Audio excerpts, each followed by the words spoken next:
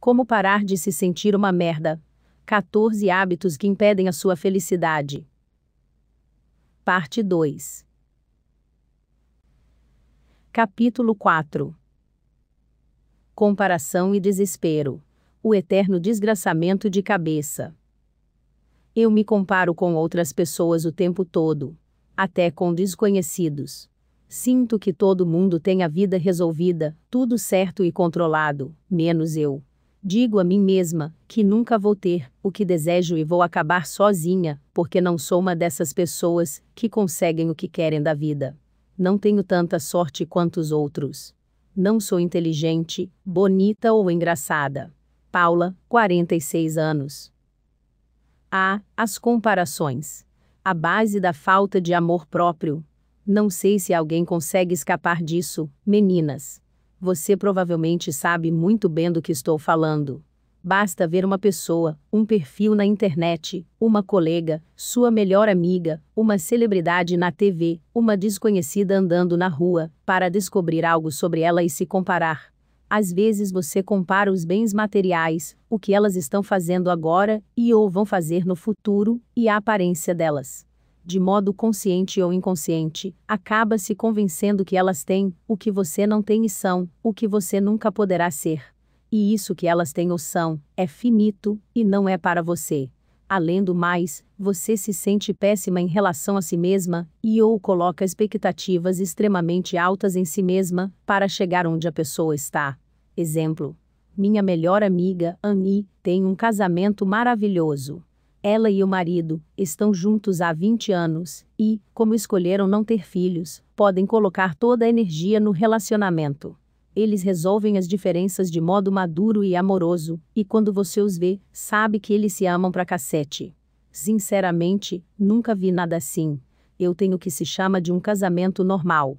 Não é segredo para ninguém que entrei no segundo casamento magoada e resolvendo umas merdas em minha vida. Meu marido e eu temos 2 crianças em idade escolar. Uma vida meio diferente, não é? Sinto que tenho um casamento maravilhoso, e nós trabalhamos regularmente para melhorá-lo. Contudo, há momentos em que vejo o casamento de Annie e não acho o meu tão bom assim. Os bilhetes amorosos que eles deixam um para o outro, o idioma secreto que criaram, e as noites a 2, que eles têm toda semana às vezes atiçam minha crítica interior. Eu ouço que deveria ter o mesmo que eles, mas não estou me esforçando para isso, não sou uma mulher ou esposa suficientemente boa, e o meu casamento não é o que deveria ser. Neste mundo que exige ter mais, ser mais e fazer mais, as comparações podem derrubá-la. Como resolver isso? Deixe-me começar dizendo que eu nunca, jamais, diria para você parar de se comparar aos outros. A questão aqui é gerenciar isso. Mesmo que suas redes sociais, provavelmente, estejam cheias de frases inspiradoras alegando que a chave para a felicidade é parar com esse hábito, a comparação faz parte da experiência humana. Nós vamos aprender a gerenciá-la em vez de montar acampamento lá. Assim, vamos parar de nos sentir uma merda e ficar mais felizes. Podemos dizer que muitas de nós não estão usando as redes sociais para melhorar a autoestima, e sim para lembrar que muita gente por aí é melhor do que nós. E vou apostar que você já ouviu isso antes, mas a verdade é que as pessoas com quem você está se comparando estão encolhendo a barriga, fazendo pose nas férias, beijando seus cônjuges e mostrando suas proezas e conquistas incríveis de propósito. Elas não estão publicando que passaram boa parte do tempo sentadas no banheiro olhando o celular, indo e voltando para o trabalho de carro, lutando para criar os filhos, preocupadas com o saldo no banco, sentindo-se inchadas de tanto sorvete e todas as ações humanas que consomem quase todo o nosso tempo.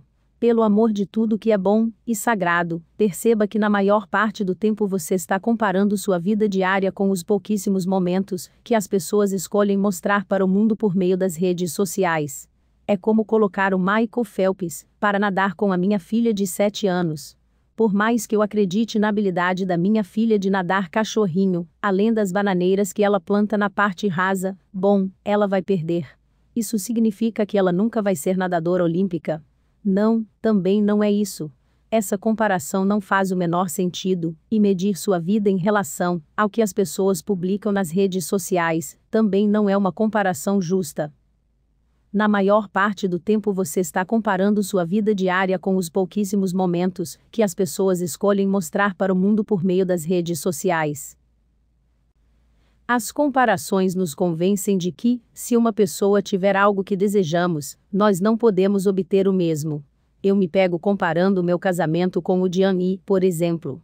O fato de minha amiga ter um casamento extraordinário não significa que o meu também não possa ser. Observe se você está inventando uma história semelhante a essa em suas comparações. Quando você se compara a outras pessoas, vai sair perdendo na maior parte das vezes. Dificilmente você vai mergulhar nos pensamentos comparativos e pensar: ufa, ainda bem que minha vida aparência casa relação amorosa é incrível e muito melhor que a dela. Talvez até aconteça, mas é raro. Além disso, construir sua autoconfiança e felicidade com base nos fracassos alheios não é uma forma lá muito saudável de melhorar sua autoestima. Fique íntima do seu sucesso. Com que frequência você reserva um tempo para sentir orgulho de suas conquistas? Eu passo essa tarefa regularmente para minhas clientes e fico impressionada, pois elas me olham como se eu tivesse pedido para cantar o hino nacional em latim. Não só elas têm dificuldade para perceber a importância de reconhecer o próprio sucesso, como se sentem muito desconfortáveis ao fazê-lo. Elas consideram essa atitude como arrogância e falta de humildade, e isso não surpreende. Como mulheres, fomos criadas para não ter orgulho das nossas vitórias. Quando fizer essa tarefa, escreva uma lista básica. Em outras palavras, você pode ficar tentada a escrever: recebi uma promoção, porque era a funcionária mais antiga do setor. Não, não e não. Em vez disso, escreva: fui promovida. Ou, em vez de: fui escolhida vendedora do ano em 2012, mas não havia muitos concorrentes, escreva: fui escolhida maior vendedora de 2012. Se você tiver muita dificuldade com isso, preste atenção ao capítulo 6, sobre a síndrome da impostora. A questão é: você fez ou não fez? Nada de usar qualificadores ou desculpas sobre a forma pela qual você conseguiu o que está em sua lista. Além disso, esse inventário não se limita a grandes sucessos, como ganhar o prêmio Pulitzer ou ser astrofísica. Comece com vitórias, como terminar o ensino fundamental e se formar no ensino médio. Você pode ter passado em química orgânica na faculdade, dado à luz ou adotado um bebê, saído de sua cidade natal, parado de fumar, ensinado um pequeno humano a usar o banheiro, o que não é fácil, ou dominado a arte de fazer francesinha nas suas unhas. Nenhuma tarefa é pequena demais para essa lista. Agora vem a parte divertida. Trabalhar para sentir orgulho de si mesma. Antes de passar ao próximo capítulo, preste atenção. Um dos maiores motivos para as mulheres ficarem extremamente desconfortáveis ao sentir orgulho pelos seus êxitos é a crença de que orgulho equivale a narcisismo ou arrogância. É mais nobre ser humilde e a passar pelas realizações sem reconhecê-las e seguir para o próximo item da lista. Pensamos: ninguém gosta de uma mulher que se gaba demais. Melhor ser discreta e não chamar atenção. Não estou pedindo para você publicar sua lista de proezas no Facebook, ou mesmo falar com alguém sobre elas. Se você se sentir bastante confortável para isso, vá fundo, e vou lhe dar os parabéns por isso. Ou se estiver com dificuldades com essa tarefa, experimente o seguinte. Imagine que só você conhece sua lista de conquistas, e ninguém vai descobri-la. Como estou falando hipoteticamente, se por algum motivo alguém a descobrir, não terá reação alguma. Em outras palavras, para fins deste exercício, ninguém está julgando você e sua lista. Seu inventário de conquistas não importa a ninguém, apenas a você. Depois, quero que olhe para a lista e diga a si mesma: eu fiz tudo isso. Ponto. Lembre-se, nenhum qualificador ou desculpa por ter feito os itens da lista. Continue com: fiz tudo isso e tenho orgulho de mim. Experimente isso por 1 minuto. Lembre-se, ninguém tem opinião sobre o que você está fazendo. Essa lista e seu orgulho são apenas para você. Você, provavelmente, passou boa parte da vida pensando que as conquistas alheias são melhores que as suas. Agora é hora de ganhar intimidade com as suas conquistas e ter realmente orgulho dos seus êxitos. Porque você os teve. Dar a si mesma permissão para curtir a satisfação de suas conquistas vai ajudá-la a gerenciar as comparações que estão levando você para baixo. Controle o que puder. Em algum momento do ano passado eu deixei de seguir um monte de gente no Instagram. Percebi que estava seguindo muitas contas que publicavam vídeos curtos de ginástica, além de praticantes de yoga que publicavam suas posturas diárias. Minha intenção era usar esses vídeos de exercícios e me inspirar nas posturas de yoga para finalmente começar a praticar, inserir risada histérica aqui. Provavelmente, isso não vai surpreendê-la, mas, depois de alguns meses seguindo essas contas, percebi que na verdade, em vez de inspirada, eu me sentia mal quando as via no Instagram. Meu corpo e minha flexibilidade, definitivamente, não eram como os daqueles especialistas em ginástica e yoga, e não só isso, eu supunha que a vida deles era melhor que a minha. Quer dizer, se você pode saltar 3 degraus por vez fazendo agachamentos, é flexível e tem aparência zen, tudo em um vídeo de 30 segundos, certamente tem uma vida ótima e perfeita, não é? Racionalmente, eu sabia que isso não era verdade. Eu era consciente de que aquelas pessoas tinham dificuldades reais, como o restante de nós, mas nesses breves momentos, em que passeava pelo Instagram eu sentia pequenas pontadas de inadequação, e isso acabava com minha felicidade em longo prazo. Você pode sentir essas pontadas de inadequação o dia inteiro. Essas pequenas pontadas podem levar a uma grande pancada na cabeça com uma frigideira. Separadamente, elas não machucam tanto, mas, ao longo do tempo, o acúmulo pode e vai fazer um estrago em sua autoestima como um todo. Como eu sabia que seguir essas pessoas não ajudava em meu regime de exercícios físicos, simplesmente parei de segui-las. O engraçado é que, no momento em que meu dedo estava em cima do botão para deixar de segui-la, senti leve pânico com este pensamento. Bom, se eu não seguir essas pessoas, é claro que nunca vou acertar minha rotina de bem-estar. Olha a insanidade disso.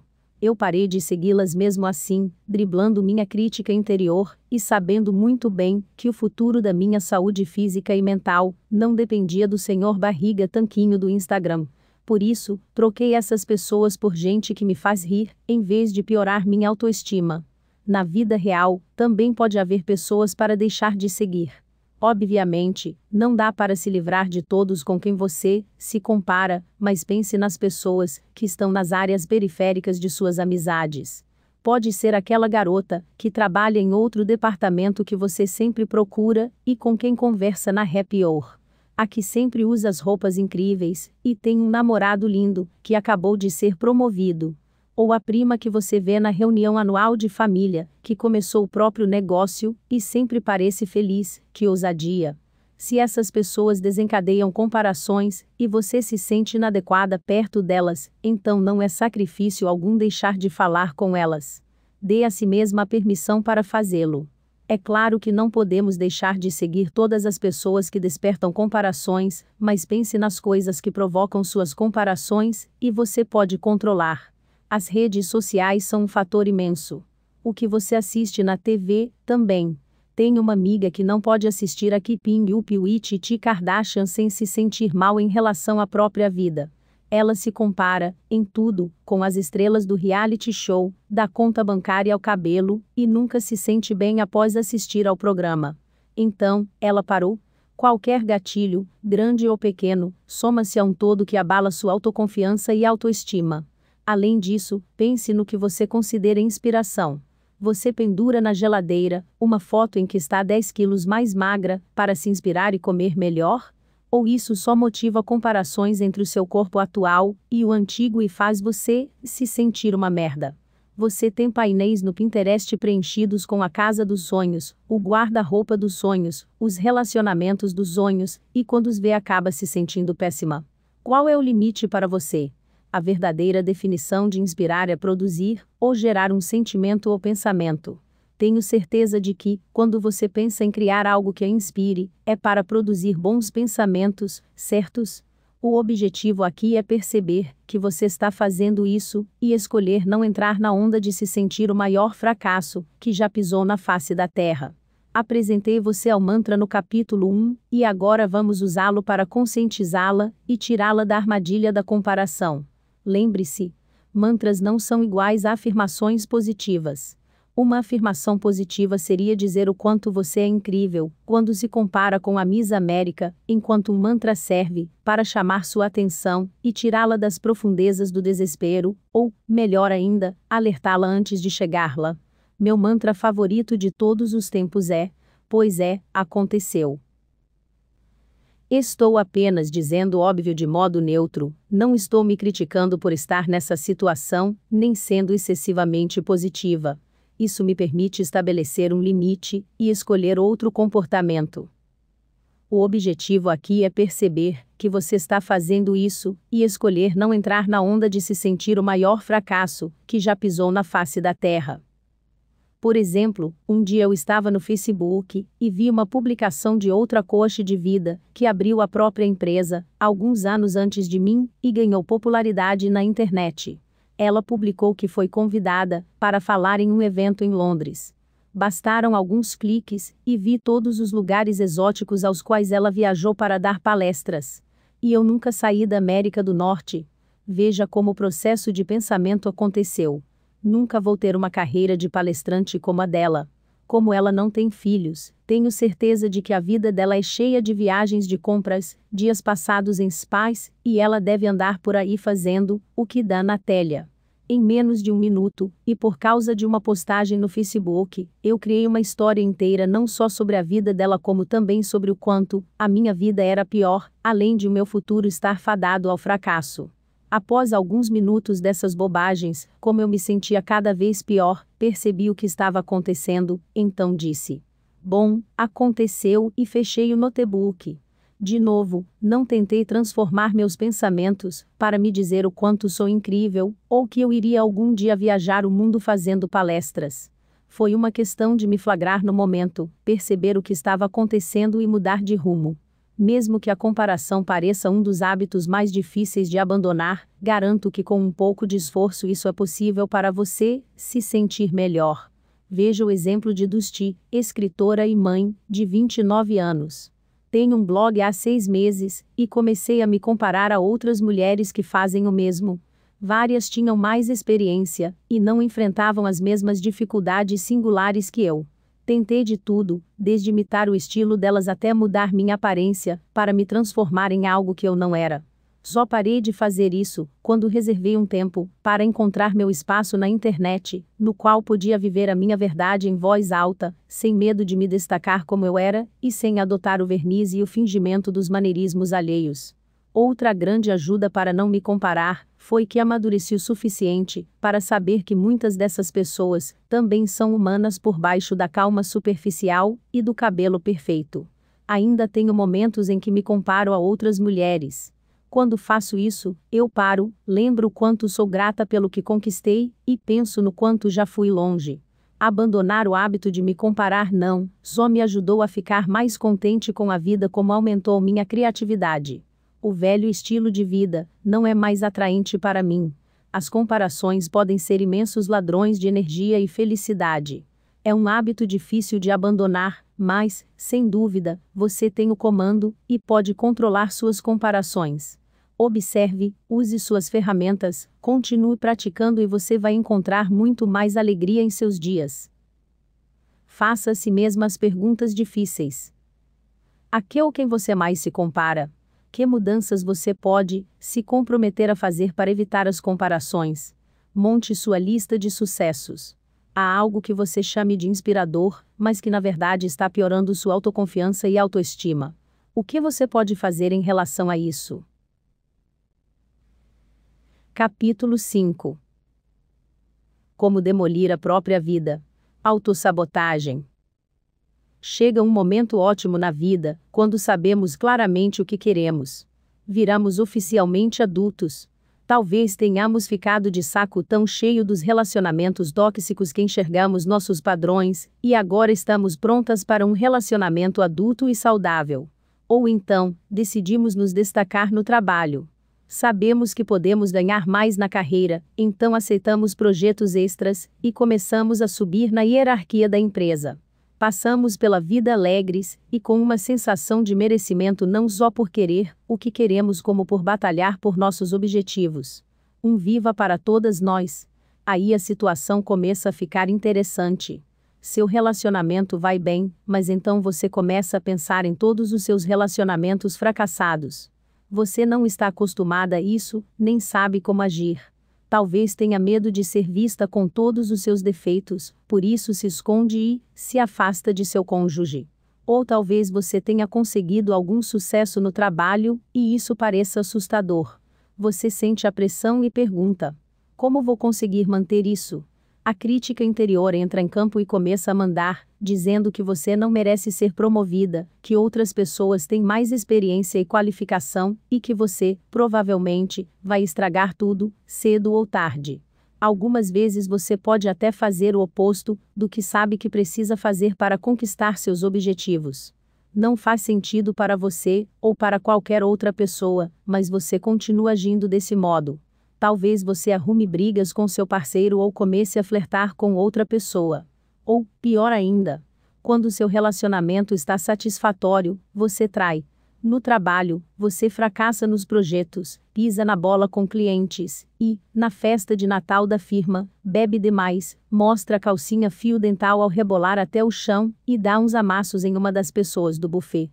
Tudo isso sabendo que não deseja se apresentar dessa forma aos colegas de trabalho, e tendo plena consciência que essas escolhas não são as melhores. Mas você as faz, mesmo assim. Isso, minhas amigas, é autossabotagem. É demolir a própria vida, destruindo tudo a esmo, e parando ocasionalmente para observar o estrago. Mas, infelizmente, isso não é um jogo. É a sua vida. É como se você tentasse chegar à homeostase, o ponto no qual se sente mais confortável. Um lugar discreto e pequeno, onde você não chama a atenção, a ponto de as pessoas comentarem, ou onde você vai se machucar quando tudo desabar. É como se esse desabamento fosse inevitável, então você está apenas tentando controlar seu destino ao destruir tudo de uma vez. Antes de seguir adiante, é importante destacar que existem dois tipos de autossabotagem: a consciente e a inconsciente. Quem faz isso conscientemente sabe que seus atos estão prejudicando sua vida e escolhe agir mesmo assim. Às vezes essas pessoas até querem mudar, mas não sabem como. Ou elas simplesmente não se importam nem estão prontas para encarar a situação e mudar. Aliás, elas provavelmente não estão lendo este livro. Vejamos o caso da Liz, por exemplo. Quando tudo está muito bem em um relacionamento, amizade ou qualquer situação com outra pessoa, percebo que tento sabotar tudo, para não ser magoada. Então me afasto, ou termino com a pessoa.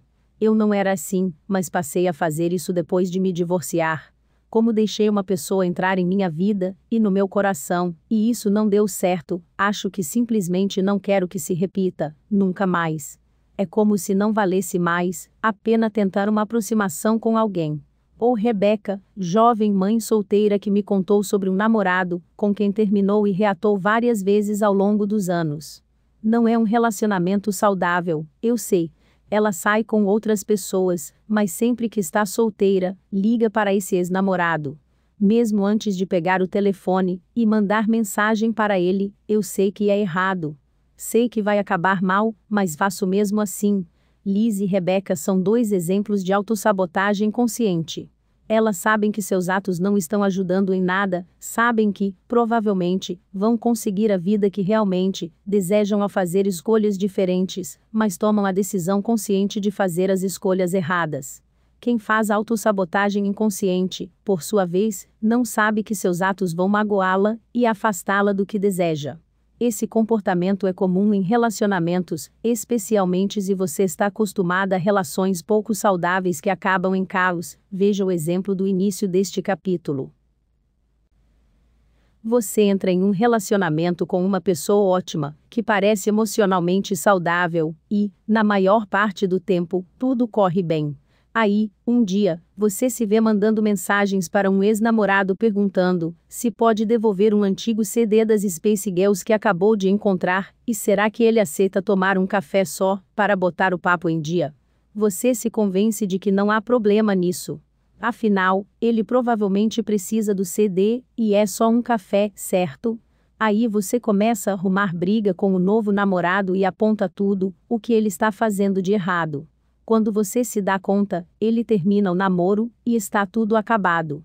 Além disso, quando você encontra seu ex-namorado, rapidamente lembra por que terminou com ele. Aí você não consegue entender, porque sempre acaba na mesma situação. Em outras palavras, você pode estar destruindo a felicidade e tudo o que realmente deseja.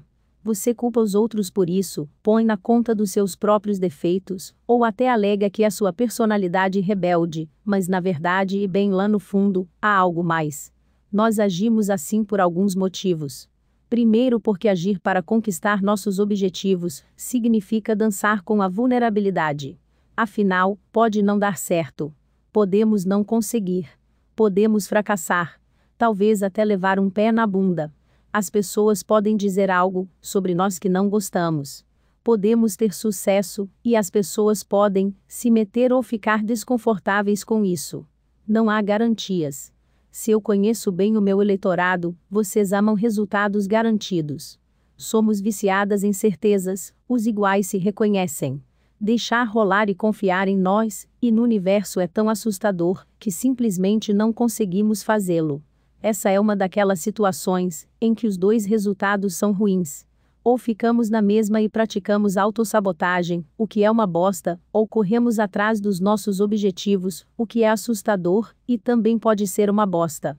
Tendemos a seguir a opção mais familiar. Ficar onde estamos e continuar nos sabotando. Pode parecer loucura, mas geralmente não gostamos de mudanças.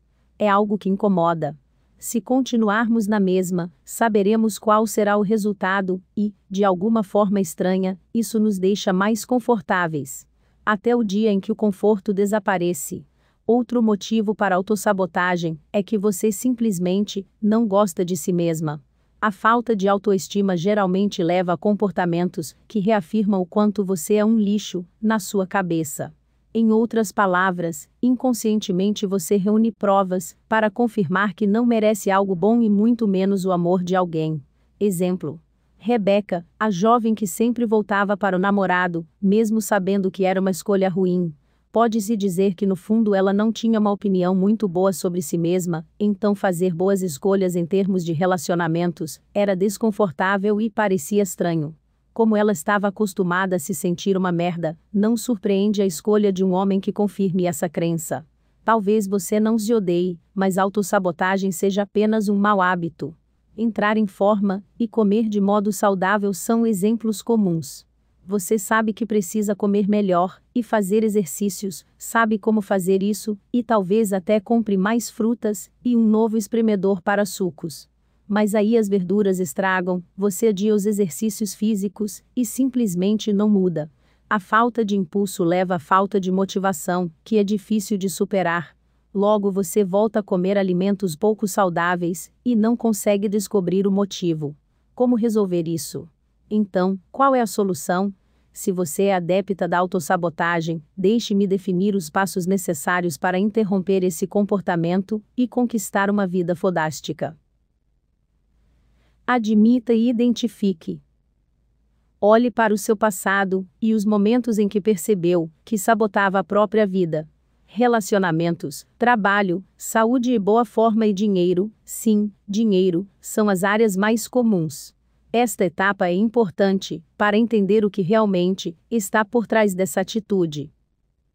Faça a si mesma a pergunta: o que de fato estou evitando?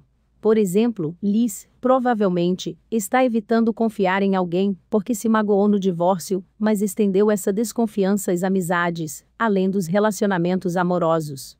E quando Rebeca manda mensagens para o ex-namorado mesmo sabendo que isso não é bom para ela, talvez evite suas questões sobre relacionamentos. É mais fácil ter breves momentos de diversão sem compromisso, sabendo como tudo vai acabar, do que enfrentar a incerteza de um novo relacionamento e ou encarar a dor do motivo pelo qual ela sempre escolhe os caras errados. Comece a trabalhar. Agora, faça 2 listas. Escreva o que você realmente deseja. Não diga: quero um Tesla, mais dinheiro e um namorado gato. Você quer tudo isso, é claro, mas o que deseja de verdade, provavelmente, é reconhecimento, validação emocional, liberdade, paz, intimidade e conexão humana. Desça mais algumas camadas, e faça as grandes perguntas, pois no fim das contas, não é a coisa que desejamos, e sim a sensação, ou a experiência que esperamos obter ao conseguir aquilo. Sempre. Não há nada de errado em querer reconhecimento por todo o seu trabalho árduo, e esse caminho toma a forma de uma promoção na empresa. Não tem problema querer intimidade e conexão em um relacionamento saudável. Você merece tudo isso. Liste o que você tem medo de acontecer caso consiga o que quer. Por exemplo, talvez você queira um relacionamento saudável, e quando mergulha mais fundo, descobre que deseja intimidade, e pode ter medo de ser vista, pelo que é de verdade. Um ser humano imperfeito e falível.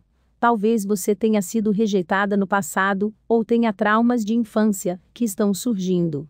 Ou então, conseguir a promoção, mais dinheiro e reconhecimento, despertam o medo de manter tudo isso, ou nervosismo por estar sob os holofotes. Ser bem específica sobre o que exatamente assusta, vai deixá-la mais perto da cura. É impossível resolver suas questões sem saber o que a atrapalha. Ser bem específica sobre o que exatamente assusta, vai deixá-la mais perto da cura. É impossível resolver suas questões sem saber o que a atrapalha. Peça ajuda. Sim, é aquela vulnerabilidade chata de novo. Neste passo, você vai pedir ajuda a uma pessoa que adquiriu o privilégio de ouvir sua história. Enfatizo muito esse ponto ao longo do livro, ver o capítulo 2. Deixe-me contar um detalhe. Quando você começa a entender do que realmente tem medo, acaba descobrindo que tem muito a ver com a ideia de ser vista, de mostrar quem você é de verdade, e de correr o risco de ser aceita ou rejeitada por isso. Mas, com sorte, você tem uma pessoa a quem pode contar todos os seus medos, e admitir que está se sabotando em relação a, insira aqui o que incomoda, autossabotagem adora ficar livre, leve e solta em sua vida, mas apenas se for o seu segredinho. Uma vez exposta, ela começa a diminuir. Mesmo que você continue a se sabotar, a destruição generalizada fica mais difícil, e agora há outra pessoa, que pode carinhosamente cobrar decisões melhores da sua parte. Tome a iniciativa. Sendo mais específica, tome uma iniciativa imperfeita, assustada e corajosa. Confie em mim. Ao usar as 3 ferramentas anteriores, você vai esmagar os comportamentos de autossabotagem. Para mergulhar fundo em seus hábitos e contá-los a outro ser humano confiável, o que você já fez, é preciso ter peito. Portanto, essa etapa final não deveria ser tão assustadora assim. Contudo, praticar a coragem nunca é um caminho em linha reta, então não se espante em caso de complicações. Quando você se pegar tendo uma recaída de autossabotagem em vez de mergulhar na incerteza dos seus desejos, seja se candidatando a uma promoção no trabalho em vez de deixá-la passar ou pedindo a sua nova amiga para bater um papo em vez de se isolar com um pote de sorvete, o resultado não é previsível. Você pode não conseguir a promoção, ou sua nova amiga talvez tenha outros planos para aquele dia. Nessas horas, sua crítica interior pode aparecer dizendo algo como: é por isso que não se deve tomar a iniciativa. Você nunca deveria ter pedido o que desejava. Mas a questão é: você escolheu ter peito em vez de seguir com seus hábitos antigos. Ou talvez você nem perceba que está voltando aos hábitos de autossabotagem. E sua crítica interior tem tudo a ver com isso. Mas estamos falando de progresso, não de perfeição. Um passo de cada vez. Um hábito, uma decisão e uma situação de cada vez. Quando você perceber que está se sabotando, faça a seguinte pergunta: no fim das contas, vou ficar bem se não escolher ter peito? Vou ficar bem sabendo que poderia ter tomado a iniciativa mesmo com medo? Não podemos nos livrar do medo, mas podemos enfrentá-lo. Embora pareça absurdo, autossabotagem significa pegar o caminho mais rápido, fácil e, às vezes, divertido. Como acontece com todos os hábitos mostrados neste livro, ela nunca fornece o resultado que você realmente deseja nem representa quem você realmente é, mas você está tão acostumada a esse comportamento que ele virou algo natural. E muitas vezes você só vai perceber o que fez quando estiver se recuperando dos estragos que acabou de causar. A autossabotagem é a passagem só de ida para você se sentir uma merda o tempo todo. Não deixe isso encurralá-la. Você é incrível, inteligente e capaz de esmagar esse hábito, com o qual se acostumou, mas que acaba com sua felicidade. Faça a si mesma as perguntas difíceis. Se você se sabota, é de modo consciente ou inconsciente. Mergulhando mais fundo. Por que você acha que se sabota? O que você realmente deseja? Não os objetivos em si, mas os sentimentos e as experiências que você espera obter com eles? Bem lá no fundo, do que você tem medo? Com quem você pode dividir esses medos? Que tipo de atitude imperfeita, assustadora e corajosa você vai escolher? Capítulo 6. Eu sou uma fraude. A síndrome da impostora. Você já conseguiu realizar algo importante, sentiu orgulho por uns 5 segundos, e depois, imediatamente, se perguntou quando todos iriam descobrir sua incompetência? Ou você arranja desculpas para o que acontece de bom em sua vida? Por exemplo, você recebe uma promoção e pensa: provavelmente eles foram pressionados pela alta gerência para promover uma mulher, por isso eu consegui. A autora Valerie Young diz: em resumo, a síndrome do impostor se refere à pessoa que tem uma crença persistente na própria falta de inteligência, habilidades ou competências. Ela está convencida de que o reconhecimento e os elogios alheios em relação às suas conquistas não são merecidos, atribuindo tudo ao acaso, ao próprio charme, aos contatos e outros fatores externos. Incapaz de internalizar ou sentir que merece o sucesso, ela duvida continuamente de que conseguirá repetir sucessos anteriores. Quando ela alcança o sucesso, sente mais alívio do que alegria. Quando falo sobre esse assunto com mulheres, e elas se identificam, a primeira frase que dizem é: nunca soube que havia um nome para isso. A síndrome da impostora é uma parte específica da sua crítica interior, sendo mais comum do que se imagina. Vejamos a Raquel, por exemplo. Fiz faculdade de enfermagem e me formei com honras.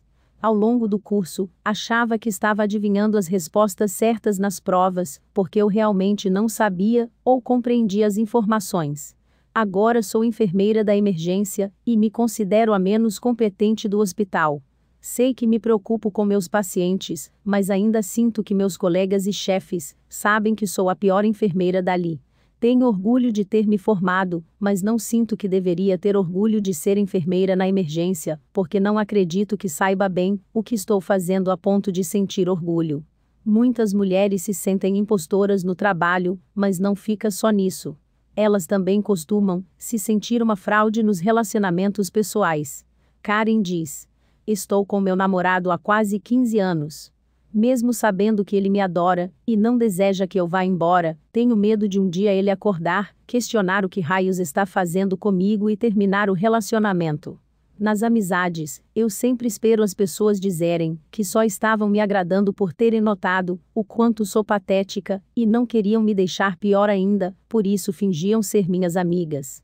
Um dos pontos mais impressionantes da síndrome da impostora é que as mulheres não a conhecem. Elas não só ficam surpresas ao saber que isso realmente existe, como se mostram espantadas ao saber que outras mulheres pensam e agem da mesma forma. Elas percebem que as mulheres tendem a se criticar mais no geral, mas têm dificuldade de aceitar que outras mulheres andem por aí, se sentindo uma fraude. Isso adiciona uma camada extra de solidão. Por que você tem isso? Não há dúvida que ao chegar a uma determinada idade todas as peças tendem a se encaixar, e conseguimos entender a origem de várias crenças, hábitos e comportamentos, identificando o que nos foi dado por nossas famílias. E há também as impressões sobre o que pais, irmãos e professores pensavam de nós. Não acredito que alguém saia da infância e adolescência completamente ileso, mesmo tendo crescido em uma família saudável, com pais que tiveram as melhores intenções. A maioria de nós cresce com alguns hematomas e cicatrizes. Uma vasta gama de experiências pode ter criado sua síndrome da impostora. Talvez seus pais só se concentrassem nas notas 8 que você tirava, mesmo que todo o resto tenha sido 10, ou ignorassem o seu sucesso para estimular sua humildade, e não criar uma filha egocêntrica. Ou então, você era elogiada apenas por ter participado do concurso de redação, mesmo sem ganhar, e sentia que não merecia os elogios. Talvez você tenha tido um irmão ou irmã com dificuldades na escola, então seus pais faziam de tudo para não elogiá-la demais. Ou talvez sua irmã fosse a inteligente da família, e você era engraçada, e você sempre sentiu que nunca poderia ser como ela. Além dos motivos que alimentaram sua sensação de ser impostora na infância, você pode atuar em uma área que gere problemas de autoconfiança. Talvez você esteja cercada de homens no ambiente profissional e sinta que precisa trabalhar o dobro para ter suas ideias e opiniões ouvidas. Ou talvez tenha uma carreira de muito sucesso e muita gente se inspire e cultive altas expectativas relacionadas a quem você é como pessoa e profissional. Ou ainda, nada disso aconteceu a você. Se nada disso aconteceu, quase posso garantir que sua síndrome da impostora veio da nossa cultura, que minimiza o sucesso e a inteligência das mulheres. Então, quando você é boa, inteligente, experiente e qualificada o suficiente, essas suposições há muito arraigadas dizem que, como mulher, é simplesmente absurdo ser tudo isso. Nós acreditamos que é ilógico ser boa, inteligente e realizada, e, com pensamentos assim, pode ser quase impossível aceitar e confiar em si mesma. Em outras palavras, a culpa não é sua. Agora cabe a você mudar esse processo habitual de pensamento, pois é exatamente isso. Um processo habitual de pensamento. É definitivamente possível modificar suas ideias de que você é uma fraude. Como resolver isso? Não se sentir uma merda devido à síndrome da impostora tem muito a ver com sua crítica interior, mas quando a síndrome da impostora age, o discurso interno é bem mais definido. Se você leu a descrição do complexo de impostora e pensou, eu sou assim, já resolveu a primeira etapa e sabe o que está enfrentando. Após ter reconhecido a irritante síndrome da impostora, há vários passos aparentemente pequenos, mas fundamentais, para lidar com ela. Se você trabalhar em um deles verá mudanças, mas se trabalhar em todos verá uma grande diferença. Caia na real. Vamos fingir por um minuto. Digamos que a voz da síndrome da impostora esteja com a razão, e você realmente não tem ideia do que está fazendo, está mesmo enganando a todos, e não passa de uma grandíssima fraude. Agora pense seriamente no que acabei de dizer. Isso exigiria um trabalho enorme. Algo equivalente a dar um imenso golpe, como roubar a coleção de chapéus da rainha da Inglaterra ou qualquer coisa assim. Você está supondo que as pessoas a quem enganou são totalmente idiotas. Tão burras que nem percebem sua incompetência e a deixam continuar agindo mesmo assim. Espero que você perceba que o cenário anterior é totalmente irracional e consiga aceitar pelo menos parte das suas conquistas. Ao dar às pessoas ao redor um pouco de crédito, e saber que elas não seriam enganadas assim tão facilmente, você pode perceber que realmente tem habilidades e conhecimentos legítimos. Porque, saiba, você os tem. Cuidado com as palavras. O próximo passo é ter cuidado com o que você fala. Não, eu não estou me referindo a palavrões, até porque sou fã deles, e sim a prestar atenção quando você falar de suas experiências, habilidades e sucessos. Você usa palavras como apenas, somente ou só.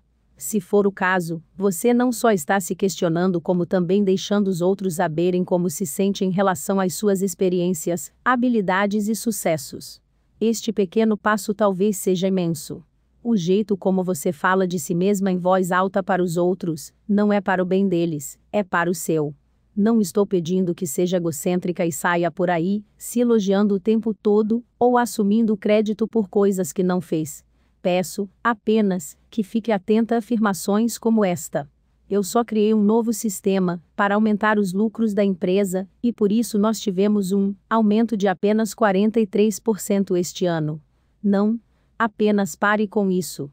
Colocar as palavras só, e apenas dá a impressão de que qualquer mané pode fazer isso. Mude para. Criei um novo sistema, para aumentar os lucros da empresa, e por isso tivemos um aumento de 43% este ano. Você ganha pontos extras se acrescentar. E aí, sou boa ou não? Estou brincando, mas não muito. O jeito como você fala de si mesma em voz alta para os outros, não é para o bem deles, é para o seu. Em outras palavras, assuma o que fez e realizou em voz alta. Sua crítica interior pode ficar louca e ligar o alerta vermelho, dizendo frases como: Seja humilde, ninguém quer ouvir uma pessoa se gabando. Se isso acontecer, ótimo. Primeiro, porque você está aprendendo a ouvir o blá blá blá da sua crítica interior, e, segundo, por estar um passo mais perto de mudar os pensamentos, crenças e padrões que vem seguindo há décadas. Então ouça sua crítica interior, agradeça pelo que ela tem a dizer e siga em frente. Dê a si mesma permissão para usar uma linguagem que não a diminua ou faça-se sentir e parecer pequena. Autorize-se a assumir a responsabilidade pelos seus esforços e pelo seu jeito de ser. É uma questão de usar sua força. Aceite o feedback positivo. Este passo talvez seja doloroso para você. Se eu a conheço bem, posso adivinhar que, ao receber um feedback positivo, você adota uma, ou todas, as atitudes a seguir. Atribui o sucesso à ajuda que recebeu de outra pessoa, mesmo se foi só uma pequena ajuda, desconsidera totalmente o elogio pensando nos erros que cometeu no passado, consequentemente, anulando os bons resultados, ou volta aos questionamentos originais, sobre quando vão descobrir que você é uma fraude. Sobre o feedback positivo, gostaria que pensasse em duas questões. 1. E se você pudesse ouvi-lo, e supor que a pessoa está sendo sincera e dizendo a verdade, sobre o que pensa de você, e ou do seu trabalho. Que ela não está sacaneando você. Quero que você tente fazer uma pausa ao receber um feedback positivo. Essa pausa é importante ferramenta em todas as situações da vida nas quais, nosso primeiro instinto é fazer, ou dizer algo que faz, sintamos uma merda. A pausa pode ser como uma verdadeira briga de rua com sua crítica interior, com direito a muitos chutes e gritos, mas você precisa passar por esse desconforto por um minuto. Receba o feedback pelo que ele realmente é em vez de julgá-lo, ou desprezá-lo, olhe para ele de forma objetiva. E se você ouvisse esse elogio, e o encarasse como ele realmente é, alguém lhe dando um presente? Se essa pessoa tivesse lhe dado um presente físico, algo que ela escolheu, e embrulhou com todo cuidado, deu um laço, e talvez até tenha escrito um cartãozinho à mão, você, com certeza, não iria abri-lo, e jogar de volta na cara dela, certo? Você não largaria o presente no chão e sairia bruscamente, não é? Claro que não, pois você não é babaca. Então, por que fazer isso quando alguém revela preço, elogia ou reconhece seus esforços? Porque outras pessoas podem aceitar esse presente, mas você não consegue. Acima de tudo, quero que experimente isso. Você merece esse presente, pois trabalhou para isso. As pessoas ao seu redor não estão conspirando para inventar reconhecimento e elogios. Se elas lhe dão isso, acredite nelas. Parte do turbilhão interno da síndrome da impostora é causada pelo perfeccionismo e, com ele, o medo de não saber tudo. E de que você seja julgada, criticada e rejeitada em consequência disso. Em resumo, ser perfeita e especialista em tudo parece a única solução para a síndrome da impostora. A crença é: se eu souber tudo, fizer tudo perfeitamente e jamais cometer erros, não haverá motivo para pensar em que sou uma fraude. O problema óbvio disso é que ninguém sabe tudo e ninguém é perfeito. Não sou a primeira pessoa a dizer isso, tenho certeza de que você já ouviu algo assim 1 milhão de vezes, mas lá no fundo você continua exigindo de si mesma um padrão impossível. Vou explicar de modo bem simples.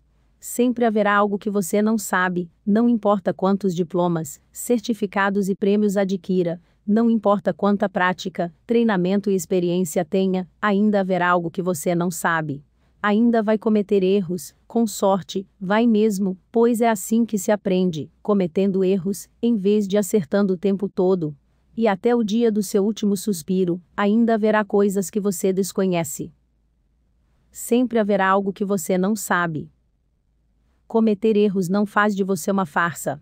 Estar enganada não faz de você uma fraude. Ser imperfeita não faz de você uma impostora. Tudo isso significa que você é um ser humano, como o restante de nós. Sempre tentando fazer o melhor, tropeçando na vida, acertando muito e errando um pouco, como todas nós. Na verdade, se você está lendo este livro, e tentando melhorar, buscando mais felicidade, eu diria que você é absolutamente incrível. Fique de olho em quem está ao seu redor. Este exercício consiste em fazer um inventário das pessoas com quem você convive. Em um pedaço de papel, ou em seu diário, anote esses nomes e, após pensar um pouco, escreva como você se sente com relação a essas pessoas. Você pode ter ouvido que tem controle total sobre o que sente, e se alguém fala algo que a deixa mal, a culpa é sua, não do outro. Às vezes, isso é verdade, mas há algumas pessoas que pura e simplesmente não fazem você se sentir bem.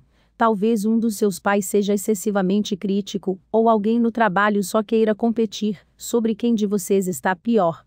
Ou ainda, uma amiga use como departamento de reclamações e sempre a deixe mal após interagir com ela.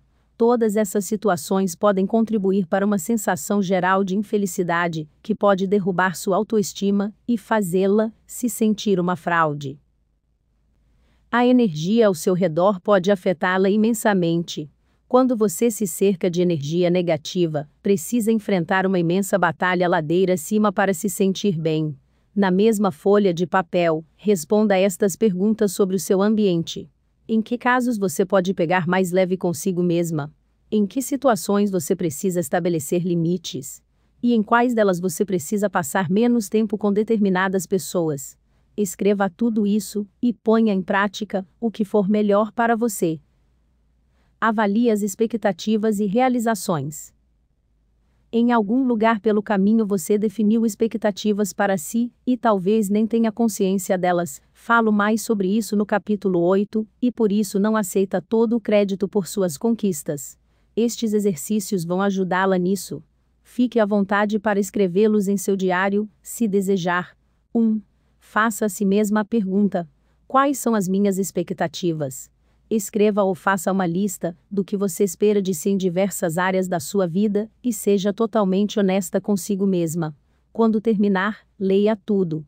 É provável que tenha definido expectativas impossíveis de serem alcançadas. Talvez você veja o que outras pessoas com mais tempo, experiência ou treinamento estão fazendo, e sinta que precisa estar no mesmo nível, ou pode ser que simplesmente tenha criado uma história sobre quem você deve ser e o que precisa fazer com base, apenas, em seus próprios padrões inventados. Se por algum milagre você chega lá, quase se matando ao longo do caminho, em vez de se elogiar você, se recrimina porque poderia ter feito melhor ou segue em frente tão depressa, que nunca reduz o ritmo para se parabenizar.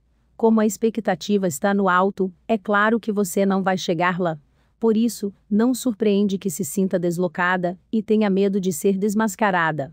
Com expectativas tão altas, a vitória é impossível. Você está sempre se preparando para perder. Você pode estar pensando: se eu tiver expectativas mais baixas, sou uma frouxa.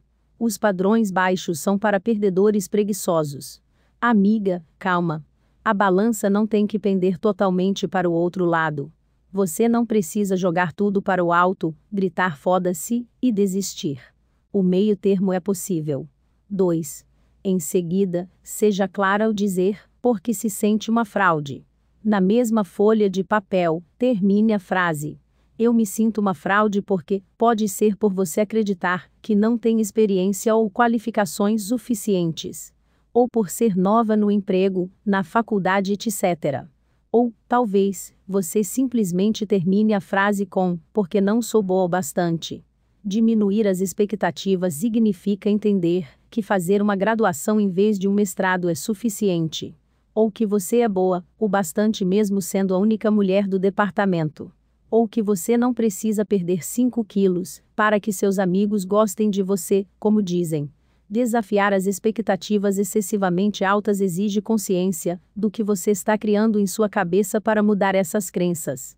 Há uma boa chance de você não acreditar que os novos padrões sejam bons, mas você está tentando. 3. Você se lembra do capítulo 4, no qual falei para que você tivesse intimidade com suas conquistas? Se ainda não fez isso, faça agora. Volte e leia aquela sessão. Eu espero. Eis o que provavelmente vai acontecer. Se você fizer a lista, poderá ler e pensar: bom, eu só entrei na faculdade porque dei sorte no vestibular. Ou, eu pari gêmeos, mas centenas de milhares de outras mulheres também tiveram. Quando sentir a tentação de inventar uma desculpa para ter conquistado algo baseado em sorte, acaso ou alguma coisa além da sua própria experiência, habilidade ou esforço, quero que termine as frases assim: entrei na faculdade porque era qualificada. Fui promovida porque era mais experiente e inteligente no departamento. Eu pari gêmeos porque sou foda pra caralho. A síndrome da impostora tem a capacidade de mantê-la trancada em uma versão reduzida de si mesma. Você foi feita para algo maior e melhor. Foi feita para abandonar as crenças antigas e ultrapassadas, que dizem que é ruim confiar em sua força. Tais crenças são apenas isso. Crenças. Histórias inventadas em sua cabeça. Isso já era. Eu a convido a reconhecer essas crenças, admitir que não servem mais para você e abandoná-las. Faça a si mesma as perguntas difíceis. Se você tem a síndrome da impostora, quais são seus pensamentos secretos em relação a isso? Em outras palavras, o que exatamente sua crítica interior diz sobre você ser uma fraude? De onde você acredita que veio essa sensação de ser uma impostora? Você está definindo expectativas altas demais para si? Se for o caso, em que áreas poderia pegar mais leve? Em que casos você pode reconhecer suas conquistas? Há algo que esteja deixando de lado e que talvez possa até se orgulhar de ter feito. Capítulo 7. Jogar para a plateia. O esforço para agradar e a busca por aprovação. Se você concordar, eu vou seguir em frente e falar sobre agradar as pessoas. Ou você preferia que eu falasse de outro assunto? Desculpe, tudo bem. Vou reorganizar tudo aqui. Vocês viram o que acabei de fazer? Pessoas que gostam de agradar os outros geralmente são muito legais. Elas querem a felicidade de todos, por isso tendem a correr por aí fazendo tudo para todos, tecendo planos, prestando favores, basicamente, jogando nas 11 sempre que possível. Um dos maiores hábitos de quem gosta de agradar é dizer sim quando preferia dizer não. Essas pessoas têm medo de serem julgadas, rejeitadas e de que ninguém goste delas. O surpreendente, embora verdadeiro, é que a maioria das pessoas que gosta de agradar preferiria mentir a falar o que realmente sente. Uma vez que o outro conseguiu o que deseja e está feliz, a pessoa que gosta de agradar fez seu trabalho. Talvez você esteja naquele ponto da vida em que se recusa a fazer de tudo por quem não merece, e a ideia de bajular alguém lhe dê ânsia de vômito. Você pode não se identificar como uma típica pessoa que gosta de agradar, tudo bem. Contudo, o que descobri ao conversar e ajudar muitas mulheres ao longo dos anos é que muitas vezes, elas buscavam aprovação alheia mesmo sem perceber. Em outras palavras, nem todo mundo que busca aprovação quer agradar os outros, mas a maioria das pessoas que quer agradar os outros busca aprovação. Eu coloquei querer agradar os outros junto a buscar aprovação, porque essas atitudes, frequentemente, se sobrepõem. Porém, antes de você descartar este capítulo, por achar que não tenta agradar os outros, continue lendo. A busca pela aprovação é assim. Tudo o que você faz é medido pelo olhar do outro. Mesmo sem ninguém ver ou se importar, quem busca aprovação se preocupa constantemente com o que os outros vão pensar. A confiança, a autoestima e até o humor dessas pessoas são determinados pelo que elas acreditam que os outros acham delas. Na maior parte do tempo, elas não sabem de fato o que os outros pensam, então precisam imaginar. Elas vivem em um constante estado de incerteza, o que nos leva ao comportamento de agradar os outros. Porque, se quem busca aprovação puder fazer algo para deixar os outros felizes, como dizer sim o tempo todo, é praticamente certo que irá fazê-lo. Alicia, analista financeira de 29 anos, explica. Busco a aprovação alheia em todas as áreas da minha vida. Levo tudo para o lado pessoal, e me vejo constantemente magoada por não ser tão perfeita aos olhos dos outros, e, consequentemente, aos meus. Quero sentir orgulho de mim mesma e de minhas conquistas, independentemente do que os outros vão pensar ou comentar, mas não consigo. De onde vem isso? Se você é como a maioria das mulheres que cresceu neste mundo, aprendeu desde cedo a ser uma boa menina. Como mãe, posso confirmar que ninguém cria os filhos para serem babacas, então, obviamente, desejamos que nossos filhos sejam amigáveis e gentis com as pessoas. Mas desde a mais tenra infância, a maioria de nós é ensinada a não expressar opiniões em voz alta demais, não deixar ninguém desconfortável e garantir que as pessoas de quem gostamos estejam felizes. Tudo para garantir que somos queridas, para agradar os outros e obter a aprovação deles. Algumas mulheres conseguem definir com precisão o início desses comportamentos. Elas sentiam que suas atitudes na infância determinavam a felicidade dos pais. Jéssica, de 34 anos e mãe de 2 filhos, diz: cresci tentando atender às altas expectativas de minha mãe. Eu tentava, e de vez em quando ia bem, o bastante para obter a aprovação dela. Ainda telefono para ela diariamente, e conto como foi o meu dia, esperando ouvir que fiz um bom trabalho, ou tomei a decisão certa. As decisões atuais em minha vida incluem um novo emprego, que veio com uma imensa queda salarial. Minha mãe chegou a dizer que se eu não ganhasse mais dinheiro que ela, eu não seria mais a maior conquista dela.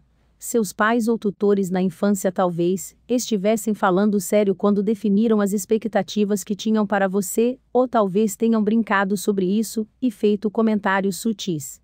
De qualquer modo, você pode olhar para trás e ver onde surgiu essa tendência para agradar os outros ou buscar aprovação. Não para poder apontar o dedo e pôr a culpa em alguém, e sim para ver o padrão, as crenças criadas com isso, e mudar a ideia de ter que agradar a todos para ser querida, amada e aceita. Como resolver isso? Mesmo se agradar as pessoas e buscar aprovação sejam comportamentos que você vem aperfeiçoando a vida inteira, não há motivo para continuar com eles. Você, pessoa incrível que está lendo este livro, é uma mulher inteligente e capaz. Sei que você consegue criar novos hábitos que honrem sua felicidade. Vamos começar, então. O sentimento é deles, não seu. No livro 52 Wise to Thrive a Kick-Ass Life, eu ensinei quem gosta de agradar os outros a dizer não, e quero abordar agora o maior problema emocional da maioria das pessoas, quando se trata de dizer não. Muitas mulheres evitam dizer não por medo do que as pessoas vão pensar. A outra pessoa vai ficar com raiva? Magoada? Não vai mais gostar de você? Vai achá-la difícil de lidar? Tantas ideias assustadoras podem passar pela sua cabeça ao pensar em dizer não, que você prefere dizer sim apenas para evitar o se. A solução está em algo que minha terapeuta precisou dizer 1473 vezes. Você não é responsável pelos sentimentos alheios. Desde que tenha orgulho do seu próprio comportamento, os sentimentos são deles, e, no fim das contas, você não tem controle algum sobre o que os outros sentem. Você não é responsável pelos sentimentos alheios. Eu continuo não querendo aborrecer ninguém. Cara leitora, não quero aborrecer você, e é muito provável que a gente nunca tenha se visto. Quero que as pessoas, de quem eu mais gosto, gostem de mim, sejam felizes e não fiquem com raiva por algo que fiz. Então entendo como você se sente, mas ao trabalhar minhas questões, encontrei muita liberdade, paz e força ao deixar de me responsabilizar pelos sentimentos alheios. Obter toda essa liberdade, paz e força está absolutamente ao seu alcance. Por exemplo, minha amiga Annie cresceu em um lar cristão recém-convertido e muito conservador. Os pais dela eram missionários, e a infância de Annie girou em torno da religião. Quando ela cresceu e passou a questionar as crenças da família, não foi bem recebida. Annie teve muito trabalho para se convencer de que não precisava da aprovação dos pais para seu novo sistema de crenças. Um dia a mãe de Annie deixou clara a decepção por ela ter mudado suas crenças religiosas. A mãe provavelmente estava decepcionada, porque era importante para ela ter as mesmas crenças que a filha. Ela pode ter pensado que havia falhado como mãe de alguma forma e talvez estivesse vivendo um luto. Mas, quer saber?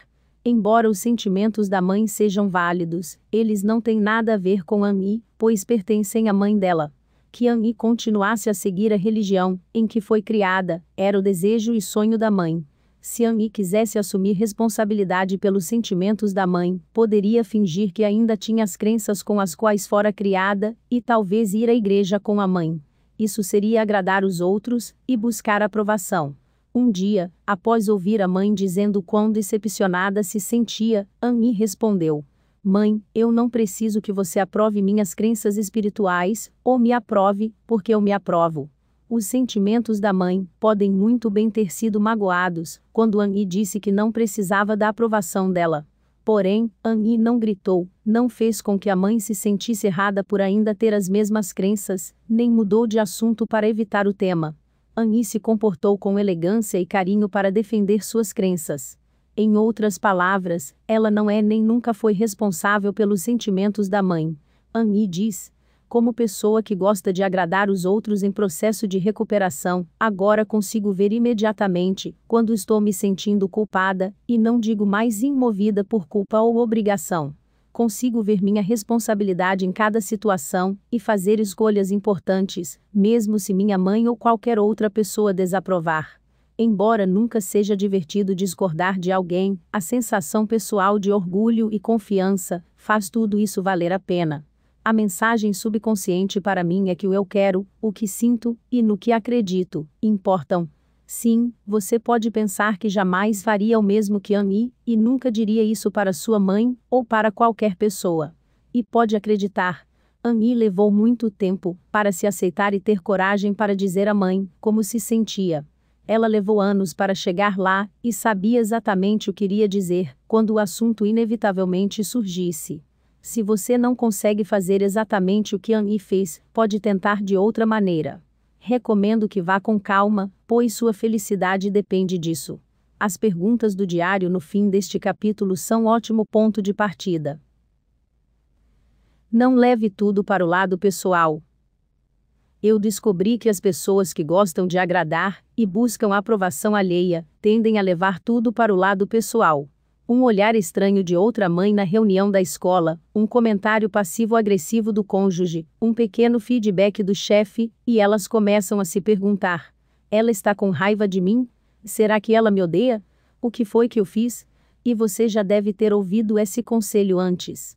Talvez tenha visto alguns memes fofos no Pinterest e entrado em uma batalha com o objetivo de não levar tudo para o lado pessoal. Parece ótimo, não é? Ufa! Agora ficou fácil parar de agradar os outros e buscar a aprovação alheia, certo? O que esses memes dizem é que, se você levar as palavras e ações alheias para o lado pessoal, é fácil cair no papel de vítima, passar a vida buscando a aprovação alheia e achando que tudo gira ao seu redor, quando não é o caso. Contudo, às vezes, as pessoas ouvem esse conselho como se fosse 8 ou 80. A opção 1 é não levar nada para o lado pessoal, deixar tudo passar tranquilamente e sentir-se ótima consigo mesma. A opção 2 é levar tudo para o lado pessoal e viver neste mundo infernal e maldito no qual somos vítimas e reféns dos outros.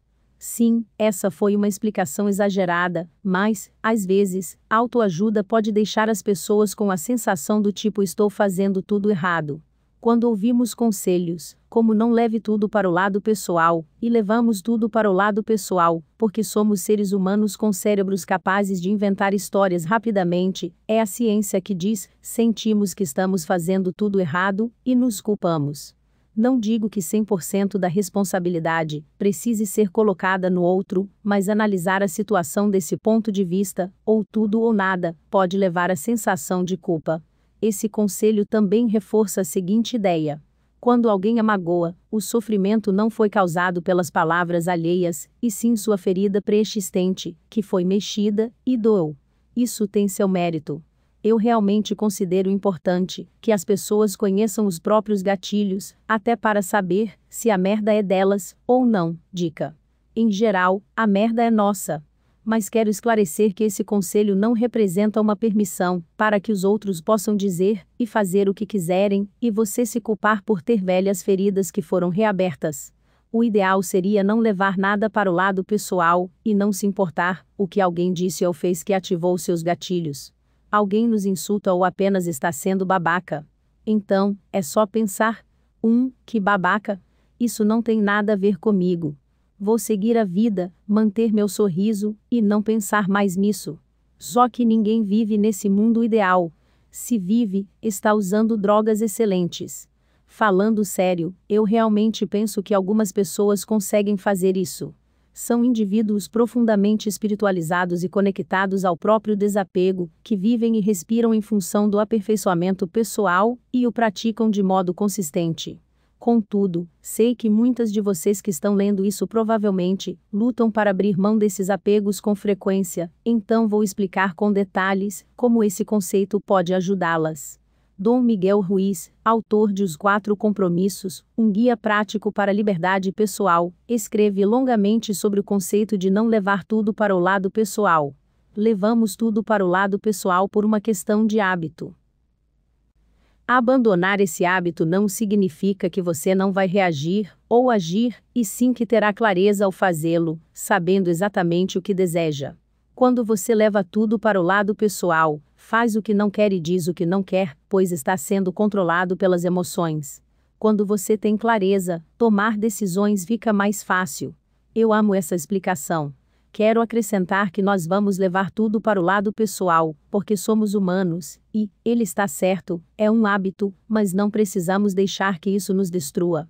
Não precisamos criar histórias a nosso respeito. Isso se relaciona com o que eu disse sobre a crítica interior no capítulo 1. Quando levamos tudo para o lado pessoal, damos munição e provas a essa crítica interior. Como pessoa que gosta de agradar os outros e/ou busca aprovação, é fundamental você se familiarizar com suas questões. Assim você não vai sair por aí evitando levar tudo para o lado pessoal por meio da busca da aprovação alheia e à custa da sua alma. É um círculo vicioso, que você só rompe quando descobre suas questões. Por exemplo, talvez você goste que pessoas retornem imediatamente, quando manda mensagem de texto, e-mail ou telefona. Se elas não fazem isso, você leva para o lado pessoal, supondo que estão com raiva, remoendo o que teria feito de errado e, no fim das contas, ficando com raiva delas. Claro que retornar o contato é socialmente recomendável, mas observe os assuntos que são mais sensíveis a você.